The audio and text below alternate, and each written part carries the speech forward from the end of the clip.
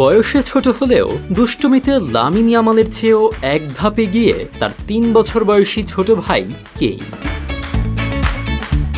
চলতি ফিফা বিশ্বকাপে গ্যালারির এই চঞ্চল শিশুকে ফ্রেমবন্দি করতে গিয়ে রীতিমতো মধুর বিপদে পড়েছে ফিফা। মাঠের উত্তেজনার মাঝেও এই ক্ষুদে ভক্তের বুনো উল্লাস স্পেনের ম্যাচগুলোতে এক অন্যরকম আগ্রহের জন্ম দিয়েছে।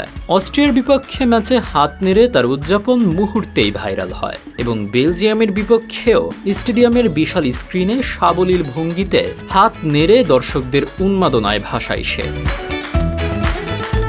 শুধু বিশ্বকাপেই নয়, এই ক্ষুদে তারকার চঞ্চলতায় ঘায়েল পুরো ফুটবল বিশ্ব। কখনো ব্যালন ডি'অরের রেড কার্পেটে সাংবাদিকদের ক্যামেরার সামনে চ্যাম্পিয়ন্স লিগের বল নিয়ে খেলা, কখনো বার্সেলোনার মাস্কটের সাথে নাচানাচি, আবার বড় ভাইয়ের ওভারসাইজ জার্সি গায়ে জড়িয়ে হাঁটা, সব জায়গাতেই কেইনের অবাধ বিচরণ।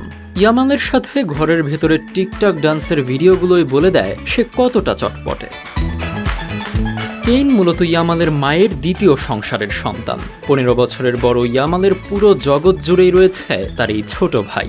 ইয়ামালের নিজের শৈশব কেটেছে চরম দারিদ্র্যের মাঝে, তাই ছোট ভাইয়ের এই নিশ্চিন্ত ও আনন্দময় শৈশবই তার জীবনের সবচেয়ে বড় প্রাপ্তি।